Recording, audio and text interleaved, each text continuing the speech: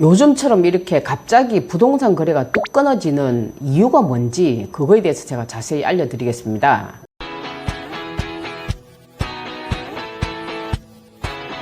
안녕하세요. 복덩이 부동산입니다. 눈이 와가지고 날씨가 굉장히 추워졌습니다. 갑자기 매매도 전세도 손님이 뚝 끊어졌습니다. 오늘 해드릴 이야기는 요즘처럼 이렇게 갑자기 부동산 거래가 뚝 끊어지는 이유가 뭔지 그거에 대해서 제가 자세히 알려드리겠습니다. 제가 데이터를 쭉 뽑아봤더니 대략 10가지 이유 정도로 함축이 되더라고요. 그래서 이 10가지를 하나하나씩 알려드리겠습니다. 시작하기 전에 먼저 아래 구독, 좋아요 눌러주시고요. 부동산 거래가 이렇게 뚝 끊어지는 이유는 첫 번째, 금리가 상승하면 부동산 거래가 뚝 끊어지게 됩니다. 지금처럼 금리가 하락할 것 같다 이래도 부동산 거래가 끊어집니다. 하락한다는 기대 심리가 있으면 매수를 한다고 생각하는데 매수를 하지 않습니다. 왜냐하면 조금 더 기다리면 내려진 금리로 대출을 받을 수 있기 때문에 지금 구입을 해서 대출을 발생시키게 되면 손해를 보는 거니까 더 기다려야지. 특히 올해 5번 정도 금리 조정을 하겠다, 금리 하락을 시키겠다 하는 미국의 파월 의장의 메시지가 나오다 나니까 그 영향을 우리나라도 그대로 받겠네. 그러면 적어도 3번 이상은 조정하지 않을까 하는 금리 하락에 대한 기대 심리 때문에 매수자들이 지금 현재 움직이지 않고 있는 상황이거든요. 파월 의장의 메시지가 나오다 나니까 지금 대출을 내면 금리 내릴 때 갈아탄다고 해도 중도상환 수수료를 물어야 되거든요. 대출 냈는지 3년 미만이면 중도상환 수수료를 내야 되기 때문에 기다리고 있지 않나 생각이 듭니다. 대출 이자가 내려갔을 때 그때 이사를 해야지, 그때 집을 사야지 이렇게 생각하시는 것 같습니다.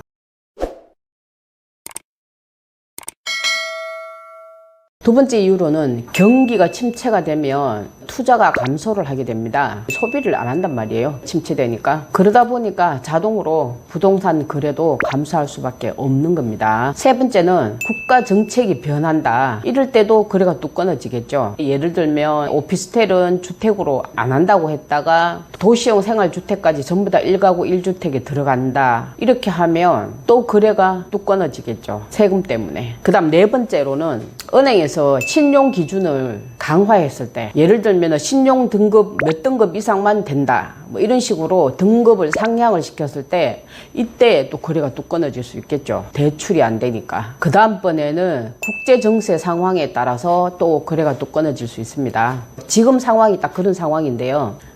우크라이나 사태가 생기면서 석유를 유통하던 유통망이 줄어들게 되면은 유통비가 많이 들 거 아니에요. 만약에 산유국들이 땡땡 치게 된다 이러면은 그 영향이 굉장히 커지는 거죠. 그때 당시에 식용유 유통하는 분이었는데 집을 사겠다고 약속을 했었는데 갑자기 이틀 전에 집을 살 수 없다고 통보가 왔었어요. 기름값이 많이 오를 것 같으니까 지금 식용유 구하러 부산을 내려가야 되는데 언제까지 이 상황이 갈지 장담을 못하니까 자기 집을 살 수가 없을 것 같다고 이렇게 얘기하더라고요. 그래서 그분하고 여러 차례 통화를 했는데 지금까지 집을 못 사고 있습니다. 왜냐하면 식용유를 석유나 옥수수에서 추출하잖아요. 그러다 보니까 기름값이 올라가니까 식용유 가격이 오르기 전에 집 살 돈으로 돈을 벌어야 되니까 지금 집 살 여력이 안 된다. 이렇게 해서 집을 못 샀던 거예요.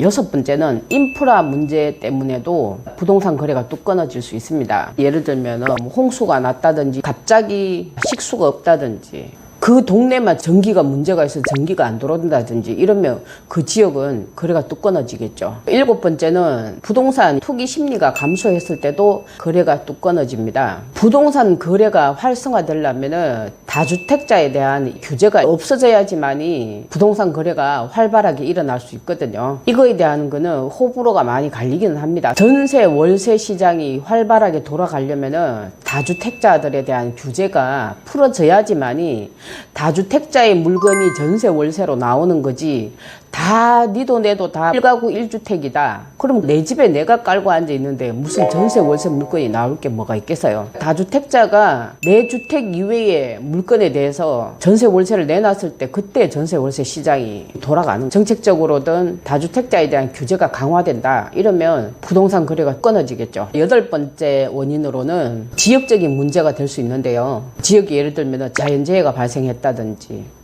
가까운 예로 경북 포항에도 거래가 뚝 끊어진 적이 있었는데 지진이 미미하게 계속 일어난다 하니까 포항에 부동산 거래가 뚝 끊어졌잖아요.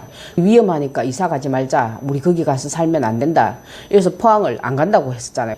경기도 화성에 땡땡 사건이 나고 했었잖아요. 그렇게 되면 그런 도시가 어떻게 돼요? 기피 현상이 자동으로 생기잖아요. 그 당시 화성은 부동산 거래가 뚝 끊어지는 상황이 생기는 거죠. 9번째 원인으로는 급격하게 부동산 가격이 상승했다가 조정기에 들어갔을 때, 딱 지금 그런 것 같아요.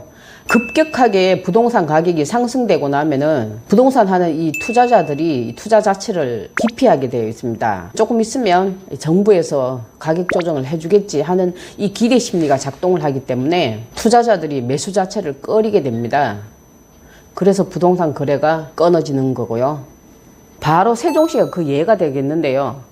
세종시 전체가 2억 이상씩 다 올랐다가 어떻게 됐어요? 그때 당시에는 수도권에서 전화 오면 집도 안 보고 그냥 몇 동 몇 호다, 호실만 알면 계약금 그냥 입금시키고 계약했습니다. 그러다가 갑자기 계약이 뚝 끊어졌는 거는 너무 폭등을 했기 때문에 지금 들어가면 꼭지를 잡을 수도 있다 하는 심리가 작동을 하다 나니까 그때부터 거래가 뚝뚝뚝 끊어지기 시작하더니 어느 순간 조용해져 버렸습니다. 마지막으로 10번째, 부동산 시장에 대한 신뢰가 훼손이 돼버리잖아요. 그럼 부동산 거래가 뚝 끊어집니다.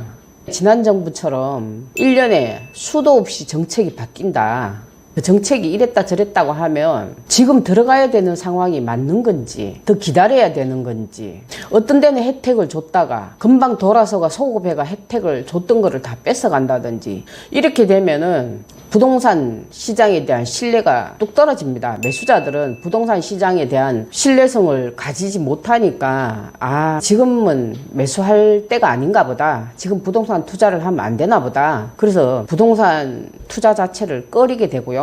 그러다 보면 자동으로 부동산 거래가 뚝 끊어지게 되잖아요. 이렇게 해서 오늘은 부동산 거래가 뚝 끊어지는 이유에 대해서 10가지 쭉 자세하게 설명을 드렸습니다. 자, 오늘은 여기까지 하고요. 다음 시간에 또 다른 주제를 가지고 찾아뵙겠습니다.